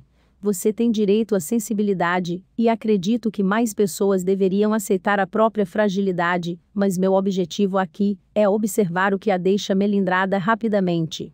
Limites para todo lado. Eu não poderia escrever sobre parar de se sentir uma merda sem falar de limites, não é? Isso costuma gerar uma mistura de confusão e terror em muita gente. Talvez porque existam alguns mal-entendidos em relação a eles. Os limites têm má fama por serem algo de gente malvada, quando na verdade as pessoas que sabem impor limites geralmente são as mais gentis e felizes do pedaço. Porém, nós mulheres tendemos a pensar que se definirmos limites, as pessoas não vão gostar de nós. Vou começar dizendo que não são limites. Confrontos agressivos ou discussões. Também não são ultimatos ou ameaças. Eu acreditava que para definir limites era preciso se entrincheirar, ser um pouco, ou muito, malvada, meter o dedo na cara de alguém e mostrar a todos que você não leva desaforo para casa. Só que limites não são nada disso. A explicação mais simples é que os limites são os pontos que você considera aceitáveis e inaceitáveis. Pense neles como regras e diretrizes para a vida. Imagino que você talvez entenda isso como deixar claro para todos que não leva mais desaforo para casa. Contudo, o jeito como definir esse limite é crucial. Vou chegar lá em um minuto. Eis um exemplo pessoal de como definir limites. Uma colega de profissão me pediu um favor, que eu já tinha feito antes. Na época, eu não me senti confortável para atendê-la, então recusei e expliquei o motivo. Da segunda vez que ela pediu o mesmo favor, meu instinto imediatamente disse não, mas a cabeça pensou: se eu negar de novo, ela vai achar que sou insuportável. Havia vários motivos lógicos para eu dizer não, sendo mais importante deles o meu instinto. Além disso, fiz uma autoanálise. Eu estava sendo hipócrita? Não. Estava sendo preguiçosa? Não. Apenas tinha a forte sensação de que não me sentiria bem fazendo tal favor. Quando sentei diante do computador para enviar a resposta, pensei nas desculpas que poderia inventar de modo a garantir que ela não ficasse magoada. Mentiras, basicamente, quando eu me recusasse. Queria deixá-la confortável, garantir que ainda gostaria de mim, não fechar uma porta, e por aí vai. Contudo, apenas respondi o e-mail dela e disse não. Sem explicações. Isso não foi nada fácil. Na verdade, eu diria que foi algo revolucionário para mim. Para minha surpresa, ela escreveu em seguida perguntando o motivo da minha recusa. Tive a sensação de que aquela mulher não estava acostumada a ouvir um não, e isso a levou a questionar por que eu não havia feito tal favor. Tenha em mente que nós não éramos o que eu poderia chamar de amigas. Nós tivemos apenas uma conversa sobre trabalho e trocamos alguns e-mails. Quando ela me pediu explicações, eu me vi diante de 4 escolhas. 1. Responder com a verdade. Isso provavelmente a magoaria, e no fundo do meu coração eu não queria nem precisava fazê-lo. 2. Responder com mentiras. Eu poderia inventar algo sobre os meus motivos para dizer não, a fim de proteger o ego dela. 3. Manter a postura de que não preciso me explicar. Eu não devia nada a ela. Um não pode simplesmente ser um não. 4. Recuar, mudar de ideia, e fazer o favor, só para não ter que explicar, e também para deixá-la feliz e confortável. Contudo, isso iria contra minha intuição, e eu, provavelmente, ficaria me recriminando depois. Escolhi a opção 3. Manter a postura de que não preciso me explicar. Não foi fácil. Todas as opções eram desconfortáveis, mas definir limites é ser capaz de dizer não, e fazer com que ele seja simplesmente um não. Sem precisar explicar, nem se responsabilizar pelos sentimentos alheios. Ainda que a pessoa fique com raiva por não atendermos ao seu pedido, irritada por não darmos um motivo para isso, ou chocada pela nossa falta de disposição em deixá-la feliz. Estabelecer limites significa não ser responsável pelo conforto alheio. Definir limites é ser capaz de dizer não, e fazer com que ele seja simplesmente um não. E se você ouvir o que você quer dizer com não, basta dizer: é só um não. Vou deixar claro. Eu não espero que você diga isso, e saia por aí saltitante pelo resto do dia, sentindo-se maravilhosa. Dizer não vai ser desconfortável. Exige muita prática e esforço, e gera aquela sensação, às vezes dolorosa e angustiante, causada por algo que você não está acostumada a fazer. Gostaria de esclarecer o seguinte: muitas vezes as pessoas esperam a situação deteriorar demais e, cansadas de fazer as vontades alheias, acabam explodindo, gritando e fazendo exigências. Isso não ajuda em nada.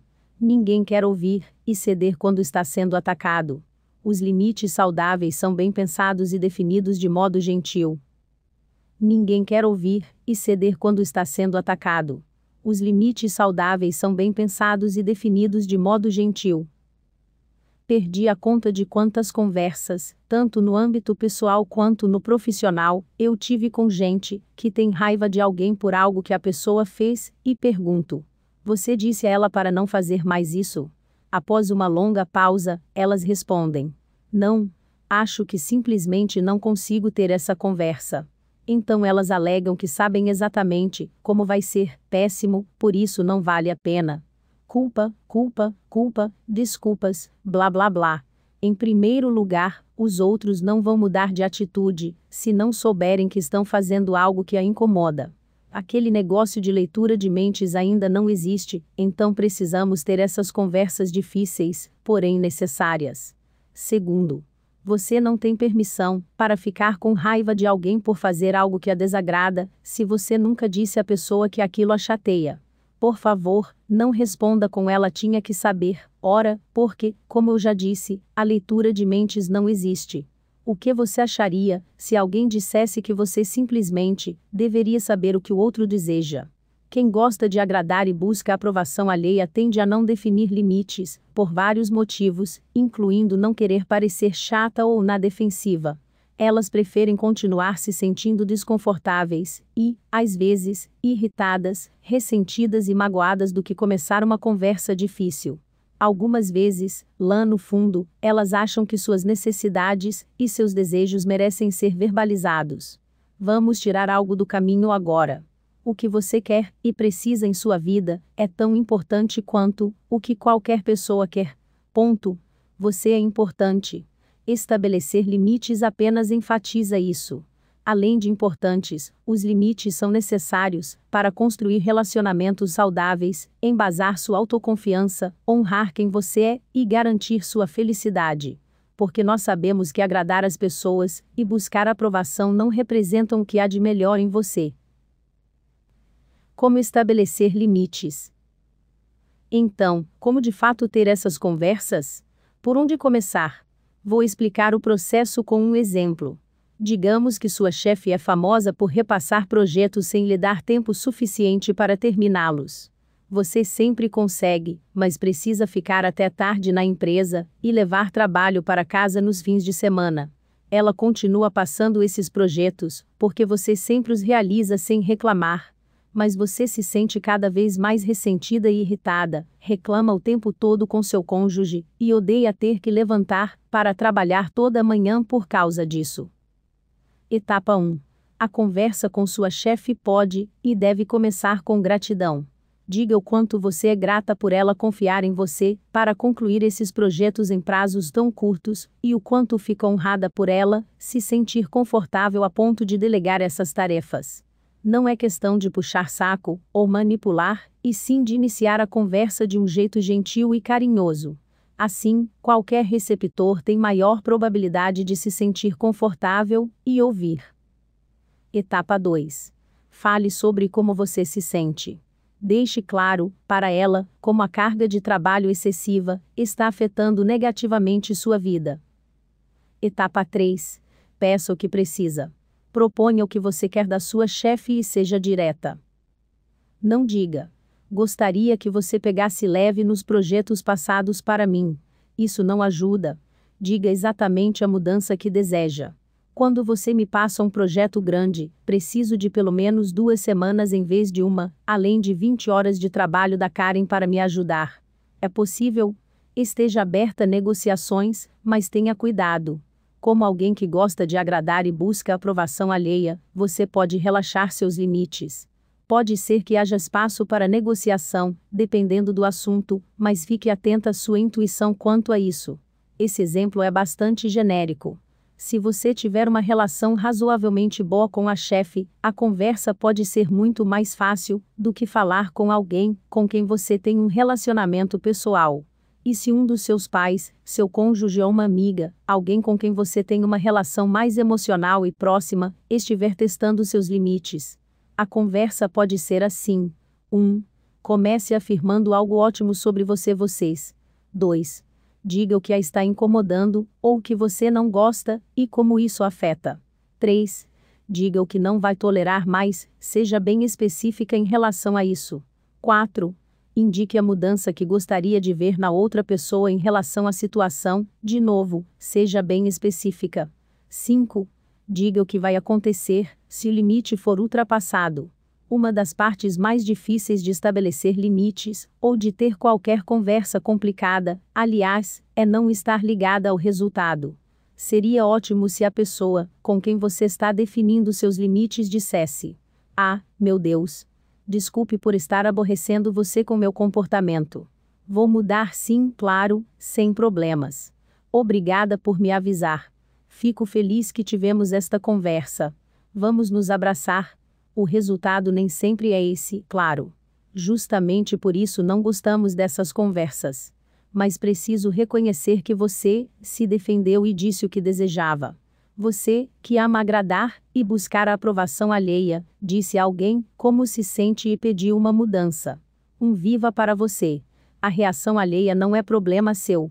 Caso a pessoa retruque, diga não ou seja babaca no geral, espere sua crítica interior dizer que você nunca deveria ter falado com ela, que você não presta, ou qualquer besteirada do tipo. É exatamente o motivo pelo qual recomendo que você se prepare com antecedência para a conversa e saiba exatamente o que está pedindo. Assim, poderá agir de modo confiante. Se você sentir orgulho por expressar seus sentimentos, desejos e necessidades com clareza, esta é sua vitória, independentemente do resultado. No fim da vida, você não vai dizer: "Estou muito contente por ter agradado todo mundo, aceitado tudo o que eu não desejava fazer, e me preocupado com o que os outros iriam pensar a meu respeito." Agradar as pessoas e buscar a aprovação alheia não a deixam mais feliz. Esta é a sua vida. Não tem como repetir, é uma só. Faça a si mesma as perguntas difíceis. Se você busca aprovação, e ou gosta de agradar os outros, por que acha que faz isso? O que você tem medo que possa acontecer, se parar de agradar os outros, ou de buscar aprovação? Em que situações, ou com quais pessoas você sente que é responsável pelos sentimentos alheios? Você sente que leva tudo para o lado pessoal? Como pode evitar isso? Que limites você precisa estabelecer? Faça uma lista. Sobre quais desses limites você está disposta a ter uma conversa? Capítulo 8. Refém do perfeccionismo. O ápice da autodestruição. Então essas garotas perfeitas ainda acreditam que precisam perder mais 5 quilos. Somos as garotas com transtornos de ansiedade, agendas cheias, planos para daqui a 5 anos. Temos orgulho de dormir o mínimo possível. Bebemos muito café. Somos as filhas das feministas, que disseram você pode ser tudo o que quiser, mas nós ouvimos você tem que ser tudo.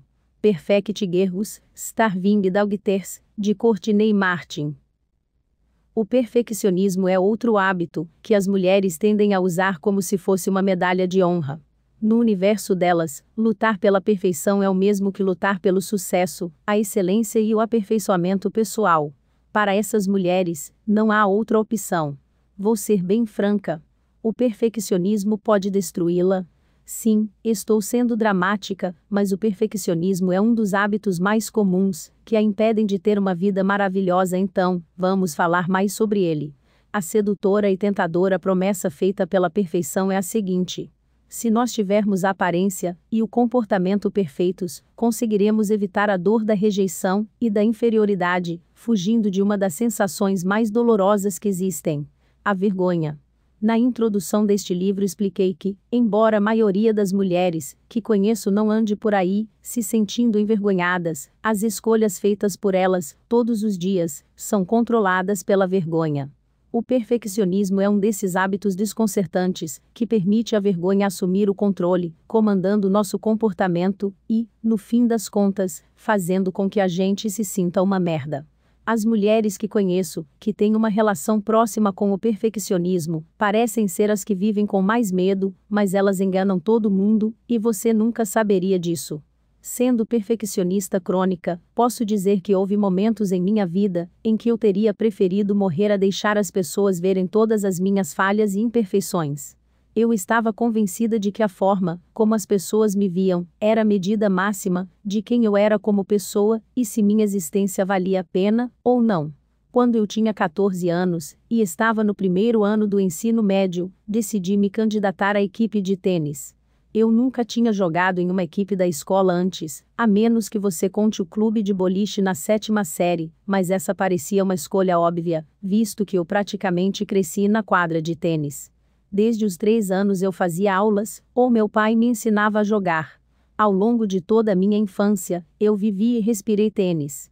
Era um dia quente de verão, quando meu pai me deixou no local onde seria a seleção. Enquanto apertava minha raquete, completamente nervosa, eu via pela grade as outras garotas jogando. Algumas jogadoras estavam no meu nível, mas eu não me concentrei nelas por mais de um segundo. Vi apenas as jogadoras melhores que eu, e fui tomada por pensamentos como: e se eu perder? E se eu falhar na frente de todos? O que meus pais vão pensar? O que todos vão pensar? Paralisada pelo medo e pela ansiedade, eu não conseguia abrir o portão e me juntar a elas. Após vários minutos de pânico, dei meia volta, encontrei um telefone público e liguei para o meu pai para que me buscasse. Eu abandonei o tênis naquele dia, e levei 20 anos para voltar a uma quadra. Ter largado tudo naquele dia é um dos meus maiores arrependimentos. Pode não parecer importante, mas o tênis era minha casa. Eu deixei o perfeccionismo, o medo de falhar e do que os outros iam pensar ditarem uma decisão imensa, da qual me arrependi depois. Naquele dia, escolhi deixar tudo de lado para não correr o risco de fazer algo que não fosse perfeito. De onde vem isso? Algumas mulheres cresceram em famílias nas quais o perfeccionismo imperava, como Honey. Em minha casa, o perfeccionismo era norma. Eu tinha uma avó que limpava os carpetes, e não tínhamos permissão para pisar neles depois. Minha mãe seguiu o estilo de casa perfeita. Notas 10 eram esperadas de mim, e qualquer coisa menor que isso era uma decepção para meu pai. Eu me esforcei muito, e me formei adiantada no ensino médio, começando a faculdade um mês depois de ter feito 17 anos. Como adulta, sinto que minha casa precisa ser perfeita para receber hóspedes.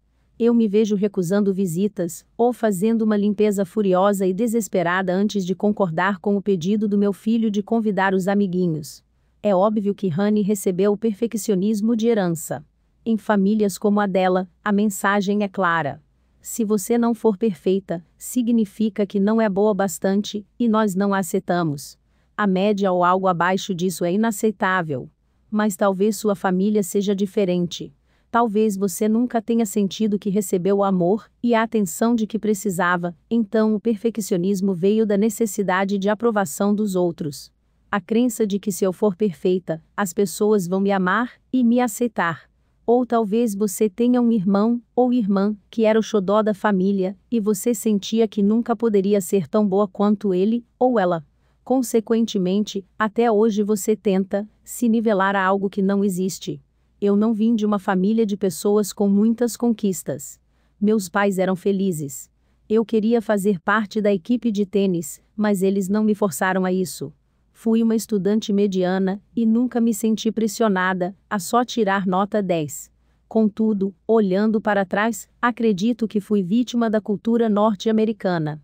Eu cresci nos anos 1980, quando a ginástica aeróbica estourou com força total, as mulheres iam trabalhar combinando terno com tênis, e a MTV ensinou tudo o que eu precisava saber. A perfeição era intoxicante, e eu virei refém dela. Mais uma vez. Investigar em que ponto o seu perfeccionismo começou até o dia de hoje pode ser útil para mudar suas crenças e lançar luz sobre algumas questões que você pode estar arrastando por aí sem saber. Lembre-se, você sempre tem a capacidade de mudar velhas crenças, hábitos e padrões. Sem espaço para preguiça. O que eu ouço repetidamente de mulheres que lidam com o perfeccionismo é que, se elas o abandonarem, vão virar preguiçosas. Parar de buscar a perfeição significa jogar as mãos para o alto, dizer foda-se, e deixar de cuidar da aparência, do trabalho, dos filhos, de tudo. Elas estão tão acostumadas a lutar pela perfeição que qualquer resultado diferente é uma atrocidade, um insulto às mulheres de todo o mundo. A crença é: ou eu busco a perfeição, ou eu sou preguiçosa. Ah, que horror! Moças, não precisa ser assim. Você ainda pode visar a grandeza, e até a excelência, sem visar a perfeição. Brené Brown, autora de A Arte da Imperfeição, explica a diferença, dizendo que ao buscar a grandeza, o foco está em você, como posso melhorar, enquanto ao buscar o perfeccionismo ele se concentra nos outros, o que eles vão pensar. Em outras palavras, ninguém está pedindo para você jogar fora sua lista de tarefas, largar seu emprego e morar no porão da casa dos seus pais. Você ainda pode ser ótima em tudo o que faz, mas quero deixar a pergunta: para quem está fazendo tudo isso? É para você? Se for, no fim das contas você pode ter orgulho de ter dado a cara a tapa e feito tudo. Ou é para os outros? Se for, você pode impressioná-los e fazer com que eles gostem de você e a aprovem para evitar qualquer possibilidade de crítica, rejeição, culpa e, na raiz de tudo isso, vergonha. Vê a diferença? Eu não acho que exista uma linha clara aqui. Mesmo as melhores viciadas em desenvolvimento pessoal caem na armadilha de fazer algo em nome do perfeccionismo de vez em quando, especialmente quando estão se sentindo um pouco vulneráveis, o que acontece com frequência. Quem pensa em termos dicotômicos, do tipo 8 ou 80, precisa ter cuidado ao enfrentar o perfeccionismo, pois pode acabar achando que precisa ser perfeita na luta contra o perfeccionismo. Como resolver isso? Se você está pronta para sair das garras do perfeccionismo, arregace as mangas e vamos trabalhar. Você ainda pode ser incrível ao abrir mão de ser perfeita. As ferramentas a seguir vão ajudá-la nisso. Aprenda a lidar com as críticas.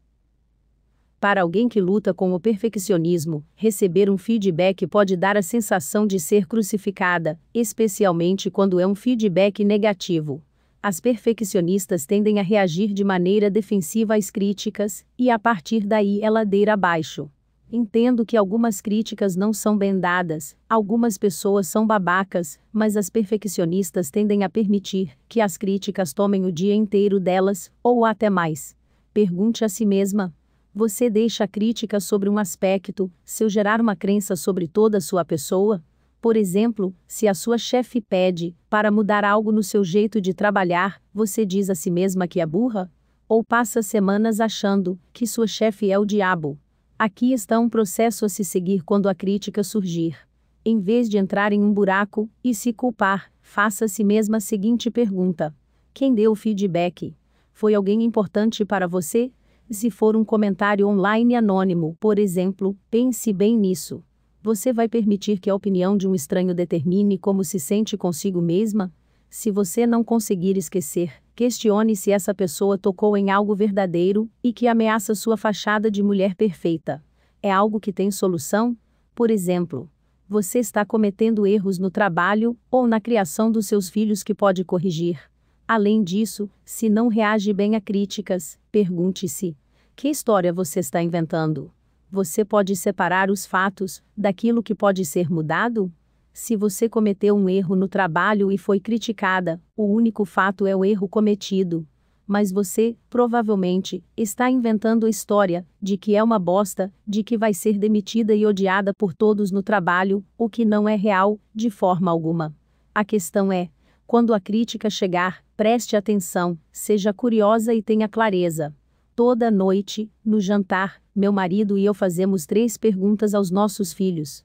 Primeiro perguntamos qual foi a parte favorita do dia deles. Depois, qual parte eles menos gostaram, pois não queremos criar polianas, falando em perfeccionismo. Por fim, pedimos que citem um erro cometido por eles naquele dia. O objetivo é que saibam desde cedo que, se você não está cometendo erros, não está aprendendo lições valiosas para a vida. Que errar faz parte da natureza do ser humano e gera aprendizado, não é algo a ser evitado a todo custo. Então eu lhe peço, independentemente de ter recebido um feedback direto ou não, para olhar seus erros diários e aprender com eles, em vez de jurar nunca mais cometer aquele erro ou se criticar eternamente. Defina expectativas realistas. Muitas vezes eu trabalho com minhas clientes de coaching para definir objetivos, e elas me passam uma lista no início do nosso relacionamento profissional. Às vezes, vejo essas listas e rio do que elas inventam.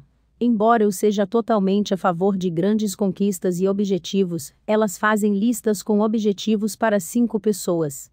Então eu pergunto: quem fez esta lista? Foram elas ou a crítica interior? O espírito autêntico, ou eu perfeito?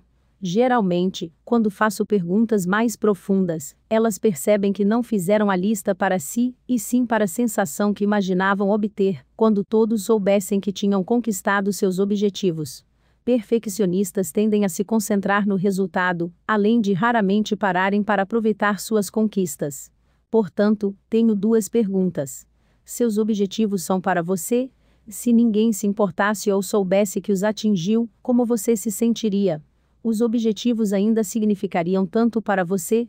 Alcançar o objetivo ainda daria uma sensação tão boa? Dê permissão a si mesma. Libertar-se do perfeccionismo exige que você pratique a compaixão consigo mesma. O capítulo 1 forneceu várias ferramentas para isso. Aqui está outra. Permita-se. Primeiro, observe as áreas em que tende a cair no perfeccionismo. Em um pedaço de papel, escreva as categorias seguintes ou outras similares, que se relacionam a você e à sua vida: criação dos filhos, trabalho-carreira, relacionamentos, alimentação, aparência física, objetivos futuros, casa. Depois, liste em cada seção tudo em que você pode trabalhar para se permitir pegar mais leve. Permissão para, às vezes, errar como mãe. Não exagerar tentando ser mãe, esposa, funcionária, amiga perfeita. Deixar de ir à academia de vez em quando. Ser gentil comigo mesma todos os dias. Viver meus dias 1 hora de cada vez. Procurar ajuda em vez de me isolar. Escreva essas permissões em post-its e cole em todos os lugares nos quais possa vê-las. Use-as como lembretes em seu telefone. Agende e-mails para serem enviados a si mesma. Tatue as frases em seu rosto. Vale tudo para você ler e aceitar isso. Você pode sentir que está se dando permissão para ser preguiçosa, mas isso é uma questão de fazer uma pausa e se permitir ser imperfeita. Seus objetivos não precisam ser 8 ou 80. Nem o desenvolvimento pessoal é dividido em certo ou errado. O objetivo é conscientização, consistência, bondade e compaixão consigo mesma. Quando você estiver praticando tudo isso, será mais feliz. Combinado? O que está por trás de tudo? Vamos ser sinceras sobre o seu perfeccionismo. Eu convido você a escrever em seu diário sobre o que o perfeccionismo está lhe tirando. Por exemplo, seus filhos podem estar estressados devido à sua preocupação constante com a aparência da casa. Você pode estar à beira de ser workaholic, ou já estar totalmente viciada no trabalho. Talvez seus relacionamentos estejam prejudicados, porque você nunca se abre, por medo de parecer inadequada. Ou você pode nem sentir que o seu perfeccionismo afeta mais alguém, mas para você a sensação de ansiedade e inadequação é muito difícil. Após fazer sua lista, pergunte a si mesma se essa busca pela perfeição é de fato mais importante que o prejuízo causado pelo perfeccionismo em sua vida. Isso vale a pena? No fim das contas, o perfeccionismo tem a ver com o que você tem medo. Eu faria um desserviço a você se não perguntasse isso. Do que você tem medo? Escreva tudo. Pode ser neste livro, em um pedaço de papel, no espelho com batom. Não importa onde, apenas escreva. O que é tão assustador em relação às pessoas saberem que você é imperfeita? Se eu tivesse que adivinhar, diria que você tem medo de cometer erros, ser considerada burra e menos qualificada, ser julgada em relação ao seu corpo, ser abandonada pelo cônjuge, porque você não é absolutamente incrível em tudo o que faz e tem problemas, ser julgada em relação ao jeito como cria seus filhos, não ser bem-sucedida, fracassar na vida, isto é, não encontrar seu rumo na vida. Posso garantir que você não está indo mal na vida. E que, sim, há espaço para se dar uma folga, encontrar um meio-termo e navegar por essas águas. Deixar de ser refém do perfeccionismo pode fazer a crítica interior sentir que você está desistindo de tudo, mas na verdade será o seu passaporte para a paz, a liberdade e mais alegria. Vamos estar todas lá esperando e guardando um lugarzinho para você. Faça a si mesma as perguntas difíceis. Você consegue indicar de onde veio o seu perfeccionismo? Se sim, é possível reexaminar a origem dessas histórias e mudar alguma das crenças ali geradas? O que você acha que significa não ser perfeccionista? Como você pode lidar com as críticas de um jeito mais prático? Além disso, que histórias você inventa sobre si mesma quando recebe críticas ou um feedback negativo? Para o que você precisa se dar permissão de modo a não definir expectativas excessivamente altas para si mesma. Que prejuízos o perfeccionismo lhe traz? Se você gostou, por favor, deixe o seu joinha, se inscreva, compartilhe o vídeo com seus amigos. Até o próximo vídeo.